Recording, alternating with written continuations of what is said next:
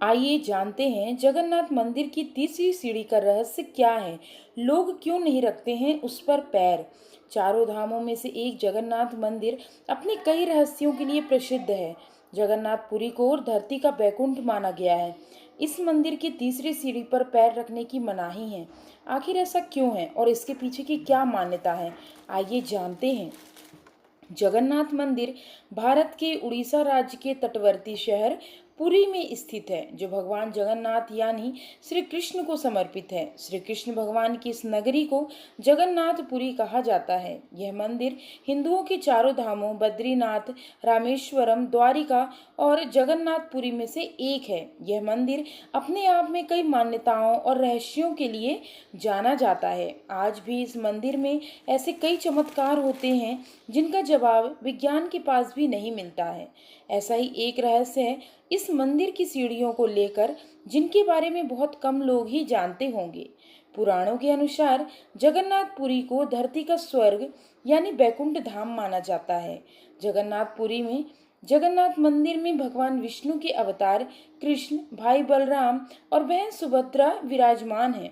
जगन्नाथ मंदिर को लेकर ऐसा कहा जाता है कि यहाँ भगवान जगन्नाथ के दर्शन से सभी मनोकामनाएं पूरी हो जाती हैं और सभी पाप धुल जाते हैं। एक पौराणिक कथा के अनुसार ऐसा कहा जाता है कि एक बार जब भगवान जगन्नाथ से मिलने के बाद लोग पाप से मुक्त होने लगे, तब यह देखकर यमराज भगवान जगन्नाथ के पास गए और बोले, हे भगवान, आपने पाप से मुक्ति पाने के लिए यह सरल उपाय बताया है। आपके दर्शन मात्र से लोगों के पाप आसानी से मुक्त होते हैं और कोई भी यमलोक नहीं आता है। यमराज की बात सुनकर भगवान जगन्नाथ ने कहा कि आप मंदिर के मुख्य द्वार पर तीसरी सीढ़ी पर अपना स्थान ग्रहण करें, जिसे यमशिला कहा जाएगा। जो कोई भी मेरे दर्शन करने के बाद उस पर पैर रखेगा, उसके सारे पुण्य धुल जाएंगे और उसे यमलोक जाना पड़ेगा। हालांकि भगवान जगन्नाथ ने यमराज से ये बात तो कही, मगर अपने भक्तों के लिए उन्होंने इस मंदिर में दो द्वार रखवाए। एक प्रवेश द्वार जिसका रास्ता यमशील से होता हुआ जाता है, वहीं दूसरा द्वार दर्शन करने के बाद भक्तों के बाहर निकलने के लिए बनाया गया है, ताकि दर्शन करने के बाद किसी भी भक्त का पैर मुख्य द्वार की तीसरी सीढ़ी पर न जाए, साथ ही उसे यमलोक भी न जाना पड़े। इस सीढ़ी को यमशिला के नाम से जाना जाता है, क्योंकि भगवान श्री कृष्ण ने इस सीढ़ी पर यमराज को स्थान दिया था। जगन्नाथपुरी मंदिर में 4 द्वार हैं। जब श्रद्धालुओं की भीड़ बहुत ज्यादा होती है तब चारों द्वारों को खोला जाता है। मंदिर का पूर्वी द्वार सिंह द्वार के नाम से जाना जाता है, वहीं मंदिर का पश्चिमी द्वार व्याघ्र द्वार से आता है और उत्तरी द्वार हस्ती द्वार के नाम से जाना जाता है। इसके अलावा दक्षिणी द्वार अशोक द्वार से विख्यात है। जगन्नाथपुरी मंदिर में जहाँ 4 द्वार हैं, वहीं 22 सीढ़ियों का भी अपना रहस्य है। इन 22 सीढ़ियों को इंसान की 22 कमजोरी के रूप में दर्शाया गया है। इन सीढ़ियों के बारे में बताया गया है कि वर्तमान में अगर इनको देखा जाए तो यह केवल 18 सीढ़ियां ही दिखेंगी।